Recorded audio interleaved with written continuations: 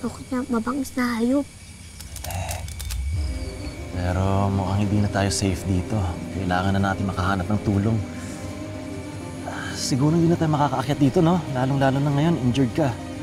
Kahit naman po makaakyat tayo, hindi naman po natin maaayos yung kotse sa pagkabalahon niya. Sabagay, tama ka. Ano? Kailangan po natin maghanap ng bagong daan. Tama ka. Ano? Kaya mo na ba maglakad? Right. Tara, tara. Sana. Wait. Oy! Okay. Hindi mo pa kaya. Sige. Pero kailangan natin umas dito, Sir Albert. Rambo, wag mo nang pilitin. Tama na. Ha? Isip tayo ng ibang paraan. Alam ko na. Tara, sampa ka sa akin. Po, Oo, para hindi ka na mahirapan. Sige na. huwag na po. Ha? Nakakaya eh. Magiging pabigat pa nga po ako sa inyo eh. Hindi ka pabigat sa akin. We're a team. Sige na, tara. Para mas mabilis na makakakilos. Tara na, sige na, hop on. Sige na, let's go. Huwag ka na mahiya. Yan, okay. Ready? Mata ko ha. Oops. Kaya? Okay. Okay, sige. Dito na tayo maglakad ha. Okay lang? Okay na. Sige, kapit ka lang ha. Sabi sa akin ni Mami La, I should invite my dad out on trips para mas maging close kami. I'm taking suggestions pero I don't know where. Kahit saan. Basta ang mahalaga, magkasama kayo. Tapos nagbabanding kayo ng daddy mo. Pero wala akong alam sa mga interest niya eh. Kasi hindi kayo nag-uusap. Turo sa amin ni tatay na dapat kilala namin ang isa't isa. Bukod sa interes ng bawat isa, mas naiiwasan namin yung problema, ang away. Kaya, sundin mo na yung suggestion ni Gog. Mag-cutie na kayo ni Sir Albert. Cutie. Quality time! Ito naman! Kahit bali-balik na rin mo man ang mundo, tatay mo pa rin siya. Mahal na mahal ka nun. Kaya, wag mong sayangin. Umeffort ka habang hindi pa huli ang lahat.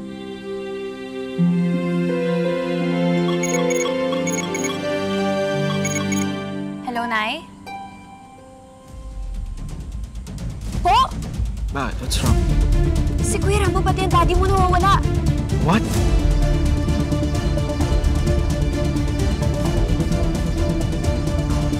Ayun, pinipilit pa rin ako ni Mama. Pero sabi ko sa kanya, makakatulong pa naman ako sa iba kahit hindi ako pumasok sa politika eh. May point naman po si Gob, Sir Albert. Oh, Iniisip lang po niya ang mas makakabuti sa inyo. Di ba nga po, sabi nila, mother knows best. oo nga. Eh ikaw, kapag nakita mong tunay mong mga magulang, anong unang gagawin mo? Yayakapin ko po sila pa. Ay, sorry, Sir Albert. Sorry. Pero totoo po yan, Sir Albert. Oh, Ayaw po talaga ang una kong gagawin. Kasi para sa akin, nalaman ko lang na ligtas sila, buhay sila, at mga kasama ko na sila. Masaya na ako dun. sana mangyari na yon. Sana dumating na yung panahon na makasama at makita mo sila. Sir Albert, Ano? tigil muna tayo dito. Bababa Dito? na ako. Nakahulog na yung patalim ko. Oh, sige. Ito upo ka muna. Yan, wag lang sana umabot ng gabi dito. Hirap na. Tama ba itong dinadaanan natin? Baka kasi lalo pa tayong naliligaw.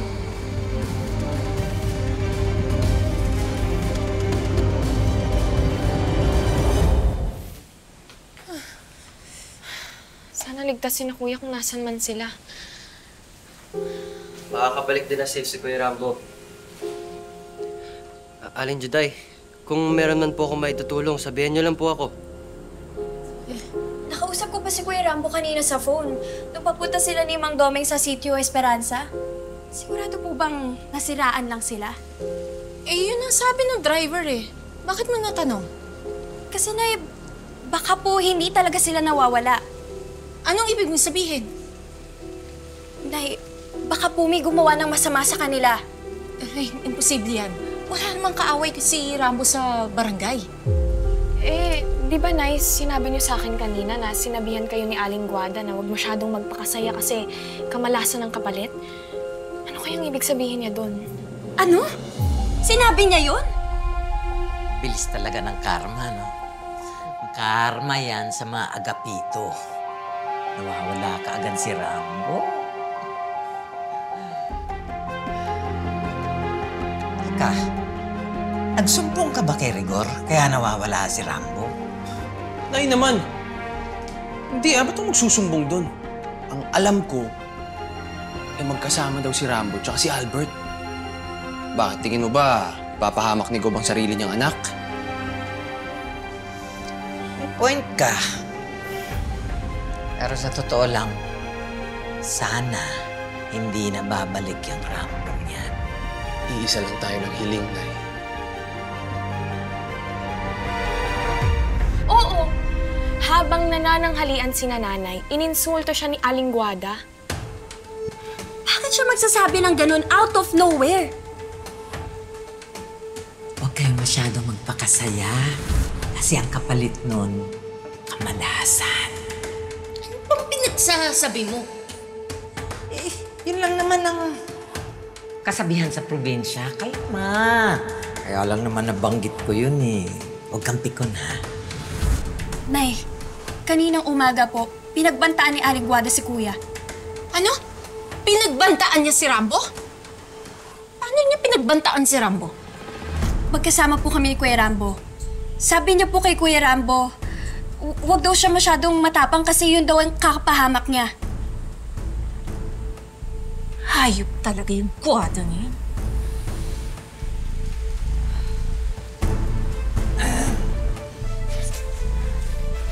Ikaw, ha? Ikaw may kasalanan ng lahat ng to eh. Kaya nawawala si Rambo. Kapal ng mukha mo, Mambintang, ha? Uy, wala akong pakialam sa anak mo. Ay, ampon pala. Ampon na kung ampon. Kahit hindi ko siya tunay na dugo, naaamoy ko yung mga taong gustong gumawa ng kasamaan sa kanya at isa ka na dun. Eh, siguro nga. Dahil sukan-sukan na ako sa Rambo na yan. Sa inyong lahat. Pero anong prueba mo? Anong prueba mo na ako ang dahilan sa pagkawala niya? Sinabi mo kanina na mamalasin kami. Nagbanta ka pa nga sa akin eh. At nagbanta ka rin pala kay Rambo dahil alam mo na may mangyayaring masama sa kanya. Baliw! Yan lang ba ang prueba mo? Ha? Kawawa ka naman, Juday. Nilamon ka na ng puot mo. Uy, wala akong alam sa pagkawala ng anak mo. Wala rin akong pakialam kung anong mangyayari sa kanya. Pero kung mamatay siya, edi condolence. Mas mauna ka mamatay kaysa sa kanya at dediretso ka sa impyerno! Iwan mo ako, ha? Ano ba?